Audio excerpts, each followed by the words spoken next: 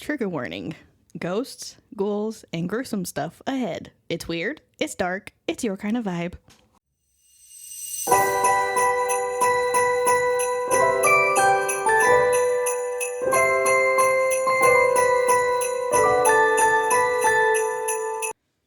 Welcome to Haunted and Homicidal, the podcast where true crime meets the paranormal. I'm Lauren. And I'm Courtney. Every week we uncover the terrifying, the twisted, and the totally unexplainable. Lock your doors and grab your sage. Because things are about to get haunted and homicidal. Hey guys. What's up? I'm You having a spaz attack over there? having a stroke. Clearly. Hey guys. What's up? Yeah. Christmas. Merry Christmas. I think today is Christmas. Yeah, today is Christmas. Yeah. Happy Christmas. Merry Chrysler. Merry Chrysler. Lauren's having issues today. Yes. I have issues every day, but today they're like She's had like no coffee. none. And I have coffee. Like I have 2 things of coffee. Oh, I forgot to get coffee cups at Walmart. No, I think I'm going to be out soon. Oh my God, I'm going to die. Just start. I'm having a bad day. All right, Dave. So I have Krampus, Krampus. Get some my doll. who is a horned anthropomorphic figure Oh. who, in the Central and Eastern Alpine folklore tradition, is said to accompany Saint Nicholas on visits to children during the night of December. Wait, Yeah. they go together? They go together. I don't like that. They go together. I don't like it. Is Krampus the one eating the cookies? No. Oh, okay. Cookies aren't for him. No. Okay. So they visit the children during the night of December 5th, which is Krampus night, which is immediately before the feast of St. Nicholas on December 6th. Okay. So in this tradition, St. Nicholas rewards well-behaved children with small gifts, while Krampus punishes badly behaved ones with birch rods. Oh, okay. Santa's like, here, have some snacks and some presents. And Krampus said, bend over my knee. Pretty much. Okay. So So he's like the dominatrix of Christmas. Uh-huh. Got it. So origin is unclear. Some folklorists and anthropologists have postulated that it may have pre-Christian origins, although historians generally considered this unlikely as it is not attested until the 16th century. All Christmas has pre-Christian origins. Yes. It's a pagan holiday. Yes. It's called Yule. Yes. Thank you for coming to my TED Talk. So he is believed to have originated in Germany, and his name derives from the German word Krampen, which means claw. Why are all of the horrifying, scary, literal soul-snatching monsters originating in Germany? 'Cause they scary, I guess. I Are don't know. Germans scary? I don't know. Aren't you part German? Maybe. Are you scary? No. So, I don't know. point proven. And was thought to have been part of pagan rituals for the winter solstice. Like I just did. According to legend, he is the son of Hel, the Norse god of the underworld. Yep. With the spread of Christianity, he became associated with Christmas despite efforts by the Catholic Church to ban him. Discussing his... I like that. I do like it. Okay. Catholics like, go away. We don't want him. Krampus is like, no. No, bitch. I'm here. Deal with it. Discussing his observations in 1975 while in Erdning, a small town in Styria, which is in Austria. Anthropologist John J. Honigman wrote that, quote, I think you need to say that like with the real German inflection. I can't do Yeah. that with my voice. Yeah, like that. You just like act like you're gonna throw up, but don't.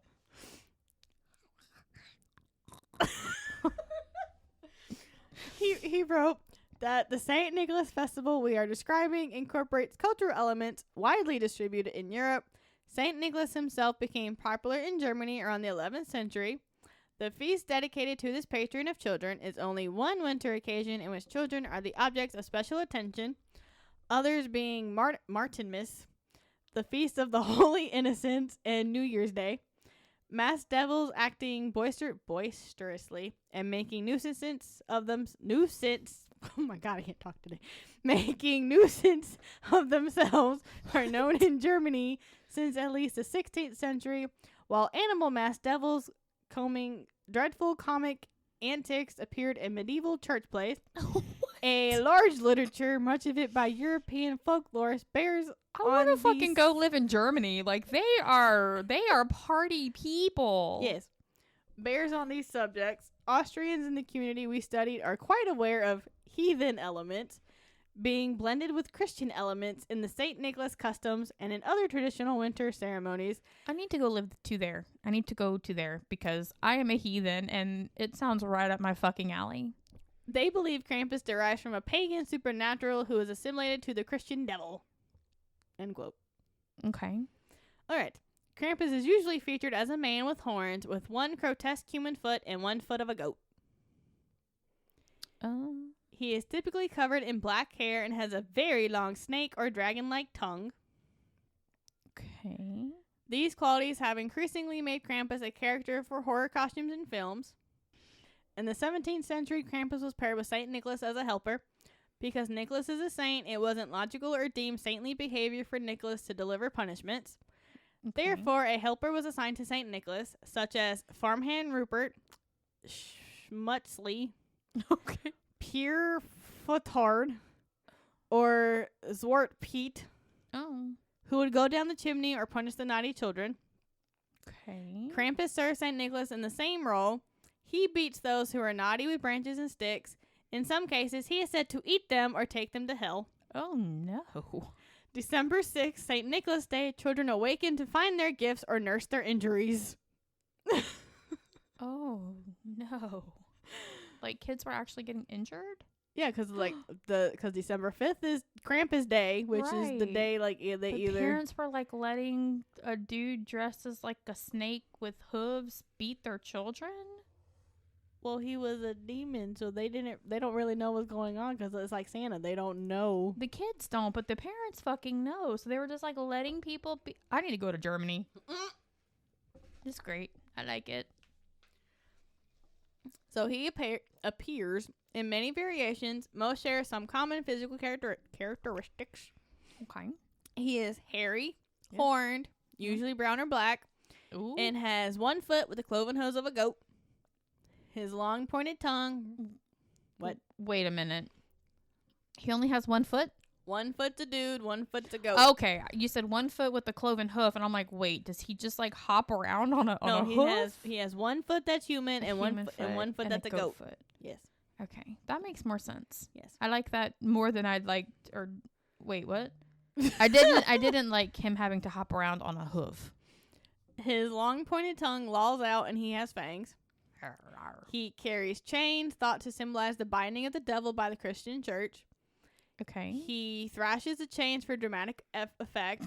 The chains are sometimes accompanied with bells of various sizes. So he is the guy or ghost in A Christmas Story, like the Muppets one. I mean, he's not supposed to be. But that's what it Yeah. sounds like, the one with all the chains, and he's like, oh, and just shaking himself all over the place. Oh yeah, no, that's Yeah. Marley.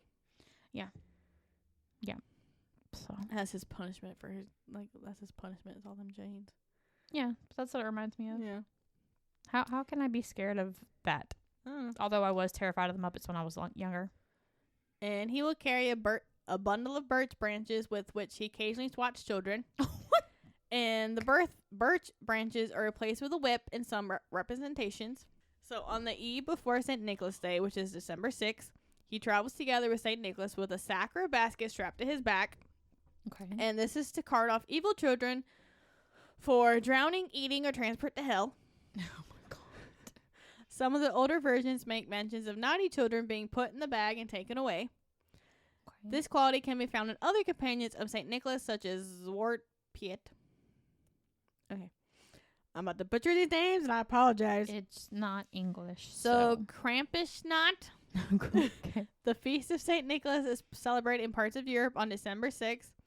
On the preceding evening of December 5th, Krampus night, the wicked, hairy devil appears on the street. Sometimes accompanying St. Nicholas and sometimes on his own, Krampus visits homes and businesses. The saint usually appears in the Eastern Rite vestments of a bishop, and he carries a golden ceremonial staff. Unlike North American versions of Santa Claus, in these celebrations, St. Nicholas concerns himself only with the good children, while Krampus is responsible for the bad ones. Why is he visiting businesses? Are children, like, opening their own businesses over there? I don't know. I guess 'cause Okay. I don't know. Nicholas dispenses gifts, while Krampus supplies coal and the root. Okay. Perchenslog and Krampuslauf. There are already established pagan traditions in the Alpine regions that became intertwined with Catholicism. Mm-hmm. People were masquerade as a devilish figure known as Perched, a two-legged humanoid goat with a giraffe-like neck wearing animal furs. Yep, I've heard of perch. People wore costumes and marched in processions known as Perchenlagen, which are regarded as an earlier form of the Krampus runs, were looked at with suspicion by the Catholic Church and banned by some civil authorities.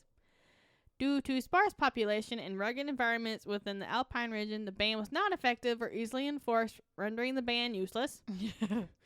Eventually, the Perchenlog, inspired by the Nicholas plays, introduced St. Nicholas and his set of good morals. The perch transformed into what is now known as the Krampus and was made to be subjected to St. Nicholas's will.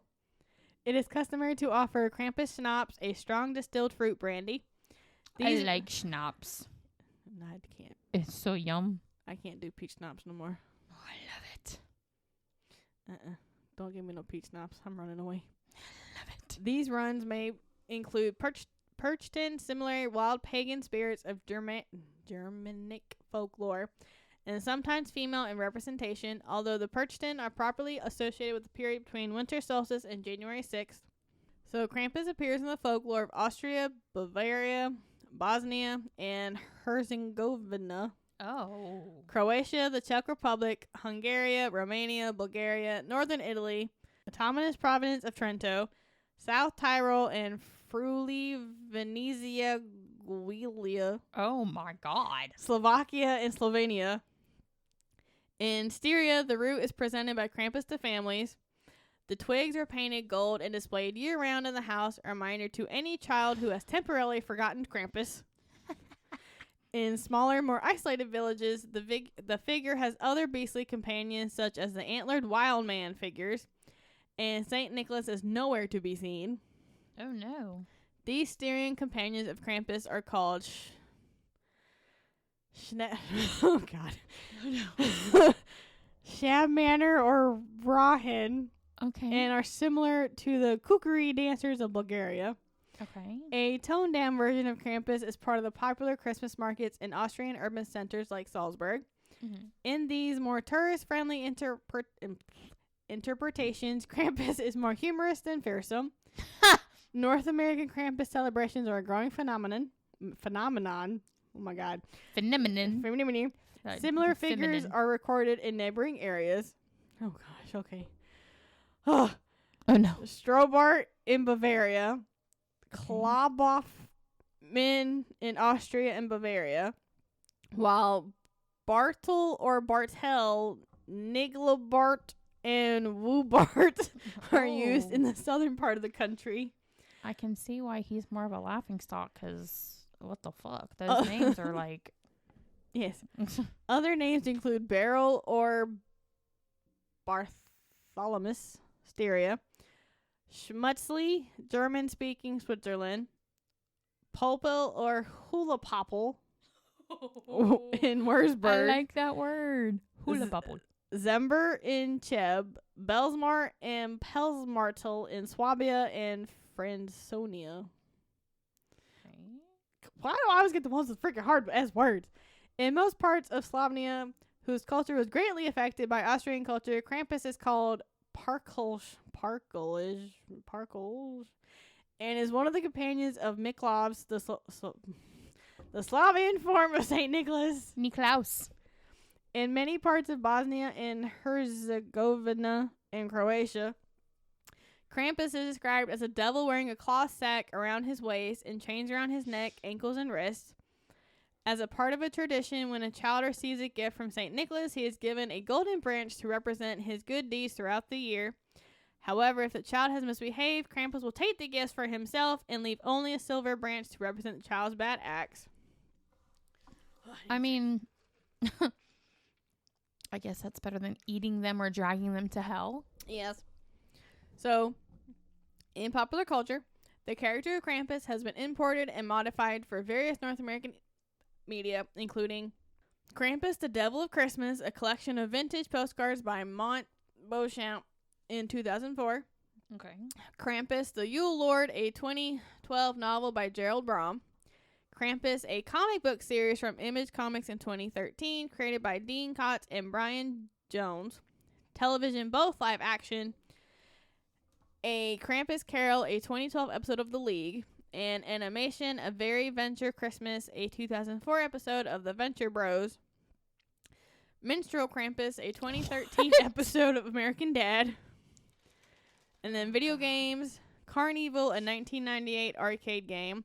The Binding of Isaac, Rebirth, a 2014 video game. And then films, Krampus, a 2015 Christmas comedy horror film, which I've seen, from Universal Pictures, and Red One, a 2024 Christmas action adventure comedy film from $7 Productions and Amazon Studios. And there are also several songs about the character, mostly from artists in the heavy metal genre, like Crank Heat, Krampus 2015, Snowy Shaw 2017, and Clomflux in 2025. Okay, that's it.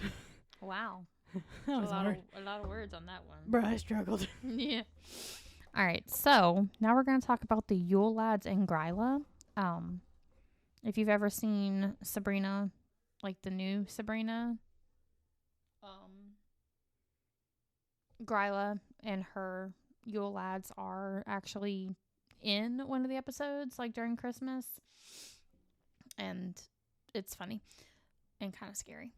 But anyway, it is an Icelandic Christmas folklore, depicts mountain-dwelling characters and monsters who come to town only during Christmas. The stories are directed at children, again, like with Krampus, and are used to scare them into good behavior. The folklore includes mischievous pranksters who leave gifts at night and monsters who eat disobedient children. So very much like Krampus. Grýla is an ogress with an appetite for the flesh of mischievous children whom she cooks in a large pot. Her husband, Lapaoli or Lapaudi, it's spelled with like weird letters. So I'm just going to call him L, is lazy and mostly stays home in their cave. Oh, wow. Okay. So he's like a cave mom. The Yule Lads are the sons of Grýla and her husband. They are a group of 13 mischievous pranksters who steal from or harass the population, and all have descriptive names to convey their favorite way of harassing. They come to town one by one during the last 13 nights before Yule. They leave small gifts and shoes that children have placed on windowsills, but if the child has been disobedient, they instead leave a rotten potato. Here's hope you get that potato. Yes. The folklore appeared somewhere around the 17th century. The first mention of the Yule Lads can be found in the 17th century poem of Grýla. Grýla had appeared in older tales as a troll, but had not been linked to Christmas before the 17th century. Mm-hmm. She is described as a hideous being who is the mother of the gigantic Yule Lads and menace to children.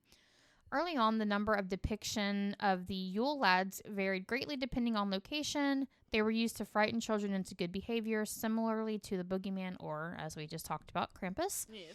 The King of Denmark objected to their use as a disciplinary tool, and in 1764, the use of the Yule Lads myth to overly instill fear in children was officially banned, leading to the myths being made more benign. In the late 18th century, a poem mentions 13 of them, 13 children.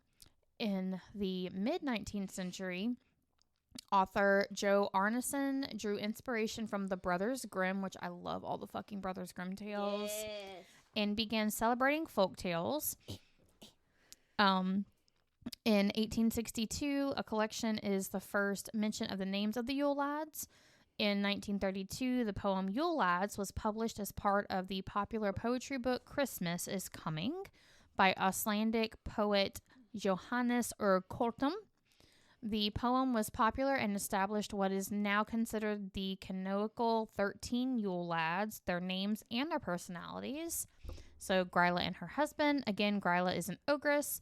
And she was actually first mentioned in 13th century texts, such as the Elendinga Saga and Sverris Saga, but again, wasn't linked to Christmas until the 17th century. She is enormous, and her appearance is repulsive. Except in the Sabrina one, it wasn't. She was just like this pretty white lady with blonde hair. Grýla is also mentioned in the Skaldskaparmal section of the 13th century prose Edda by Snorri Sturluson. I've got some hard words too. There, she is mentioned only by name in the list of names of quote-unquote troll wives. No further description of her is provided in the text, so you can just kind of assume she's a big ugly troll. Okay. The oldest poem about Grýla describes her as a parasitic beggar. She walks around asking parents to give her their disobedient children. I'm laughing. Do it.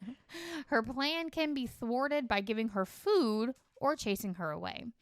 Originally, she lived in a small cottage, but in later poems, she appears to have been forced out of town and into a remote cave, probably because she was a big, ugly ogre. I wonder if some people actually gave her their children. Be like, you know what? Here you go. Here's little Timmy. Yeah, here, you can have this motherfucker over here. He's an asshole. Yeah, here you go. Yeah. Current day Grýla can detect children who are misbehaving year round. She comes from the mountains during Christmas time to search nearby towns for her meal, which is, again, children. She leaves her cave, hunts children, and carries them home in her giant sack. Like she Krampus? Yeah, just like Krampus. She devours children as her favorite snack. Her favorite dish is a stew of naughty children, for which she has an insatiable appetite. According to legend, there is never a shortage of food for Grýla. Of course not. Kids are bad, always. Yes. According to folklore, Grýla had been married 3 times. It is said that she ate her previous 2 spouses. What the fuck? And her 3rd husband is said to be living with her in their cave in the Dimmerborger lava fields with a big black Yule Cat and their sons. Again, the husband is lazy and mostly stays in their cave. Grýla supposedly has dozens of children with her previous husbands, but they're rarely mentioned, so maybe they're not like mischievous or anything. Yeah. So like Grýla's the breadwinner, apparently. She said, "I'm leaving you alive because you don't do shit. You're just lazy." He doesn't interfere. Maybe like the previous husbands were trying to interfere. Like, you can't keep fucking stealing children. So a Yule Cat, it is a huge and vicious cat who is described as lurking about the snowy countryside during Christmas time and eating people. I want it. Who have not received any new clothes to wear before Christmas Eve. What the fuck? He's Grýla's house pet. She's like, go out there and eat anybody who doesn't have new clothes. I still want them. Yeah. I still want the giant Yule Just Cat. make sure you buy yourself new clothes. So, the Yule Lads, sometimes they are known as Yuletide Lads or Yulemen. They, again, are the sons of Grýla and her 3rd husband. They are a group of 13 mischievous pranksters who steal from or otherwise harass the population. All right, each has a descriptive name to convey their favorite way of causing mischief. They arrive one by one over the 13 nights leading up to Christmas or Yule. And much like their mother, the Yule Lads were originally portrayed by the Icelandic folklorist John Eirason not as gift givers, but as kidnappers of children who were misbehaving during the Christmas season, along with, their usual prankster activities. In modern times, the Yule Lads have also been depicted in a more benevolent role comparable to Santa.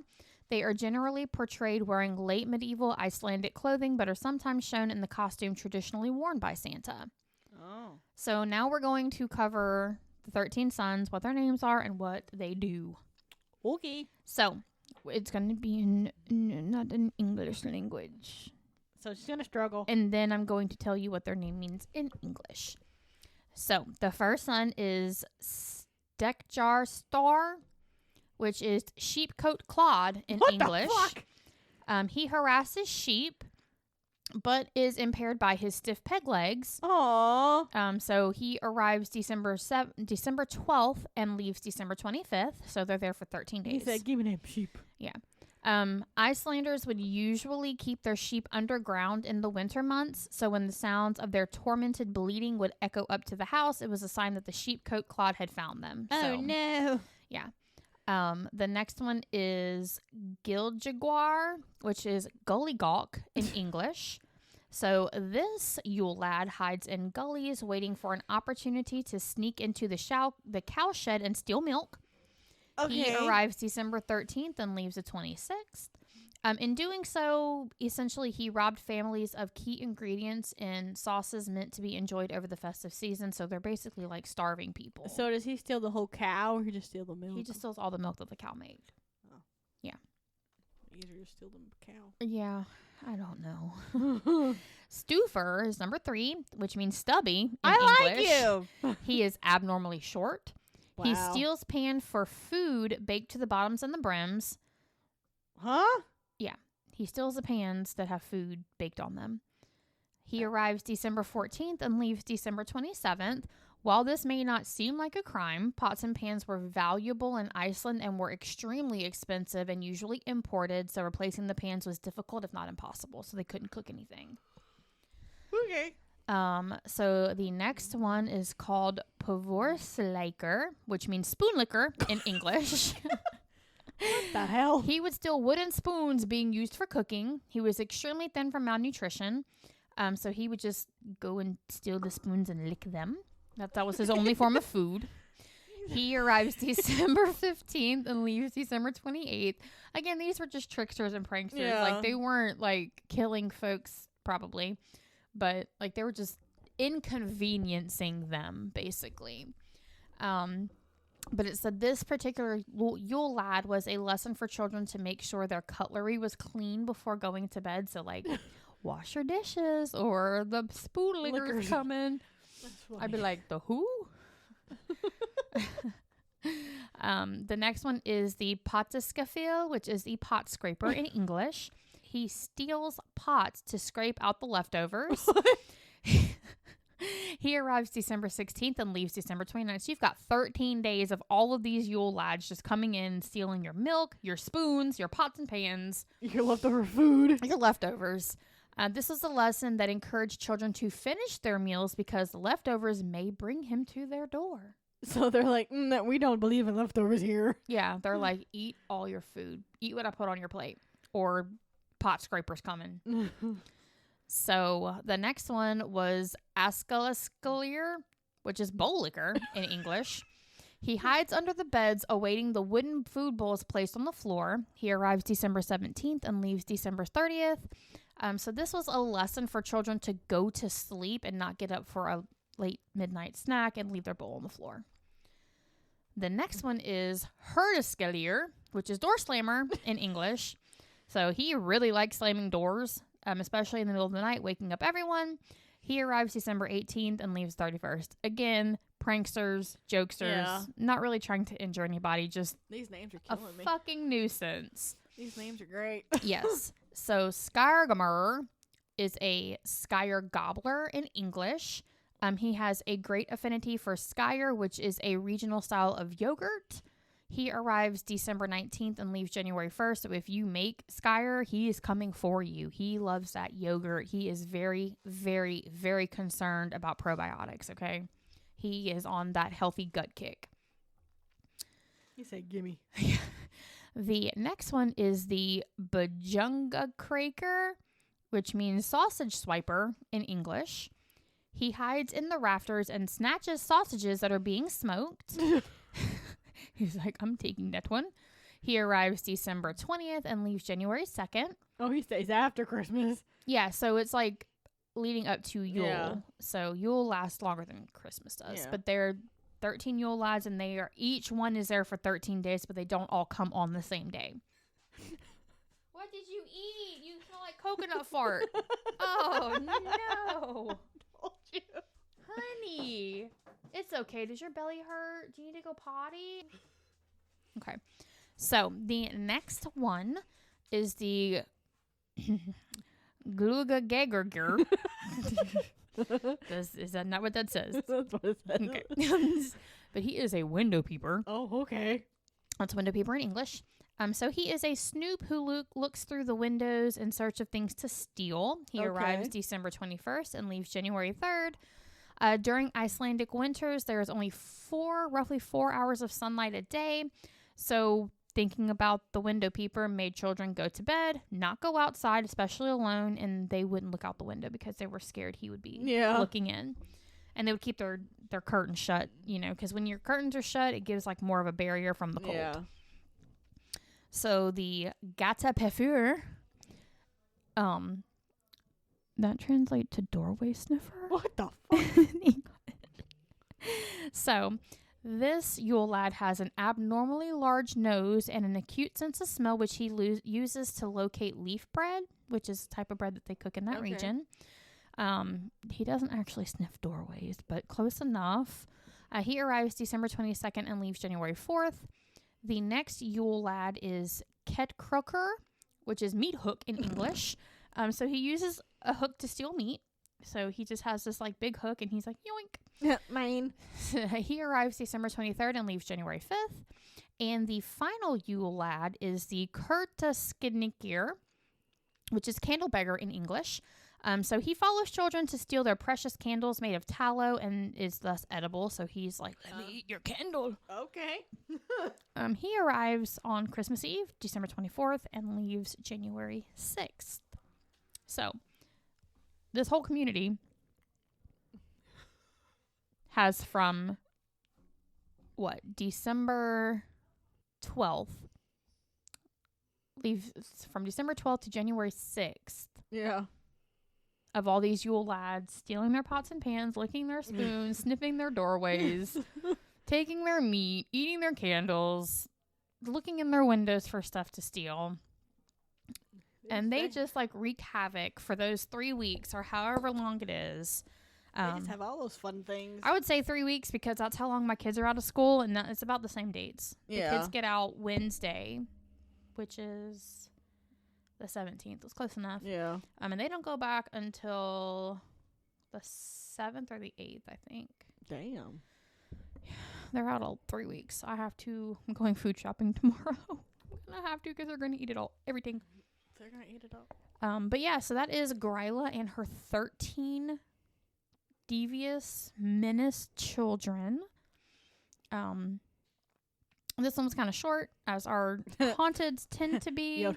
But that is all for this episode. It was kind of short, but our haunteds seem to be because, unfortunately, there's just not a lot of information unless you're kind of doing like we did with the Lawson family, where there's the murder part and then like what the hauntings are. But dang. But hope you guys are having a good holiday season, whether or not you celebrate Christmas or Hanukkah or Kwanzaa. Whatever you guys do or don't celebrate, hope you guys are just having a great time, enjoying family time off if you guys are lucky enough to get that. Sure, I'm not. Yeah.